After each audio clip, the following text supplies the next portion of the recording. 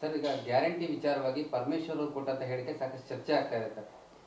ರಾಜ್ಯ ಸರ್ಕಾರಕ್ಕೆ ಇದು ಹೊರೆ ಆಗ್ತಾ ಇದೆ, ಬರ್ಡನ್ ಆಗ್ತಾ ಇದೆ ಅನ್ನುವಂತ ಮಾತನ್ನು ಹೇಳಿದ್ರು. ಪರಮೇಶ್ವರ್ ಅವ್ರು ಏನು ಕೊಟ್ಟಿದ್ದಾರೆ ಅನ್ನೋ ವಿಷಯ ನನಗೆ ಗೊತ್ತಿಲ್ಲ.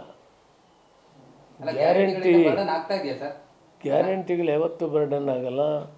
ಪ್ರಜಾಪ್ರಭುತ್ವ ವ್ಯವಸ್ಥೆಯಲ್ಲಿ ಸರ್ಕಾರಗಳು ಜನಾಭಿಪ್ರಾಯ, ಜನರ ಕಷ್ಟ ಸುಖಗಳನ್ನು ನೀಗಿಸೋದಕ್ಕೆ ಸರ್ಕಾರಗಳಿರೋದು. ಸರ್ಕಾರ ಯಾವತ್ತೂ ಕೂಡ ಜನಕ್ಕೆ ಸ್ಪಂದನೆ ಮಾಡಬೇಕು.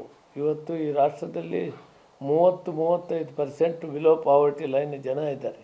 ಅವರ ಆರ್ಥಿಕ ಪರಿಸ್ಥಿತಿ ಬಹಳ ಕಷ್ಟವಾಗಿರ್ತದೆ. ಕೇಂದ್ರ ಸರ್ಕಾರ ಯಾಕೆ ಕೊಡ್ತಾ ಇದೆ? ಕೇಂದ್ರ ಸರ್ಕಾರ ಅಕ್ಕಿ ಕೊಡ್ತಾ ಇದೆ. ಸುಮಾರು 1 ಕೋಟಿ ಕಾರ್ಡ್ದಾರರಿಗೆ ಹತ್ತಿರ ಅವರು ಅಕ್ಕಿ ಕೊಡ್ತಾ ಇದ್ದಾರೆ. ನಾವು ಚುನಾವಣೆಗೆ ಹೋದಾಗ ನಮ್ಗೆ ಅಕ್ಕಿ ಸಾಕಾಗ್ತಾ ಇಲ್ಲ, ನೀವು ಅಕ್ಕಿ ಇನ್ನೂ ಹೆಚ್ಚಿಗೆ ಕೊಡಬೇಕು ಅಂತ ಕೇಳಿದ್ವಿ. ಮ್ಯಾನಿಫೆಸ್ಟೋನಲ್ಲಿ ತೊಗೊಂಬಂದ್ವಿ. ನಾವು 5 ಗ್ಯಾರಂಟಿಗಳು ಕೊಡ್ತೀವಿ ಅನ್ನೋ ಮಾತನ್ನು ಹೇಳಿದ್ವಿ. ಅಕ್ಕಿಯನ್ನು ಪ್ರಮುಖವಾದಂಥದ್ದು. ಆ ಮಾತಿನಂತೆ ನಾವು ಅಕ್ಕಿ ಅವತ್ತು ಕೊಡೋಕ್ಕಾಗಿಲ್ಲ, ಹಣ ಕೊಟ್ಟಿವಿ, ಇವತ್ತು ಅಕ್ಕಿ ಕೊಡ್ತಾಯಿದ್ವಿ. ಇದು ಜನರ ಸ್ಪಂದನೆ. ಸರ್ಕಾರ ಪ್ರಜಾಪ್ರಭುತ್ವ ಜನರ ಭಾವನೆಗಳಿಗೆ ಸ್ಪಂದಿಸಿ ಕೆಲಸ ಮಾಡದೆ ಅದು ಪ್ರಜಾಪ್ರಭುತ್ವ ವ್ಯವಸ್ಥೆಯಲ್ಲಿ ಸರ್ಕಾರದ ಕೆಲಸ. ಅದು ಆ ಕೆಲಸವನ್ನು ಮಾಡಿದ್ವಿ. ಹಣ ಖರ್ಚಾಗ್ತದೆ ಅಂದರೆ ಜನ ನಮಗೆ ಆಶೀರ್ವಾದ ಮಾಡಿದರೆ ಅವ್ರ ಕಷ್ಟಕ್ಕೆ. ಇವತ್ತು ಬಿಲೋ ಪಾವರ್ಟಿ ಲೈನ್ಗೆ 4 ಕೋಟಿ ನಾವು ಸೇರಿಸಿ 4,50,00,000 ಜನಕ್ಕೆ ಇವತ್ತು ಅಕ್ಕಿ ಕೊಡ್ತಾಯಿದ್ದೀವಿ.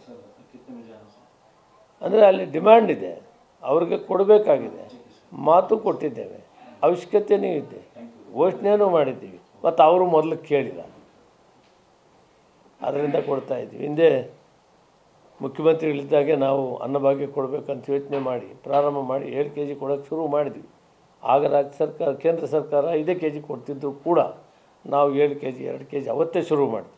ಅದಾದಮೇಲೆ ದಿನೇ ದಿನೇ ಜನ ಒತ್ತಾಯ ಜಾಸ್ತಿ ಬಂತು. ಅದಕ್ಕೆ ನಾವು ಇನ್ನೂ 5 kg ಕೊಡೋಣ ಅಂತ ತೀರ್ಮಾನ ಮಾಡಿದ್ವಿ. ಅದನ್ನು ಜಾರಿ ಮಾಡಿದ್ವಿ. ಇದು ನಮ್ಮ ಕರ್ತವ್ಯ ಕೂಡ. ಒನ್ಸ್ ಗ್ಯಾರಂಟಿ ನಾವು ಅನೌನ್ಸ್ ಮಾಡಿದ ಮೇಲೆ ಅದನ್ನು ನಡಿಬೇಕು, ಯಶಸ್ವಿಯಾಗಿ ಮಾಡ್ತಾಯಿದ್ವಿ. ಅದಕ್ಕೆ ಹಣದ ಕೊರತೆಯೂ ಏನೂ ಇಲ್ಲ.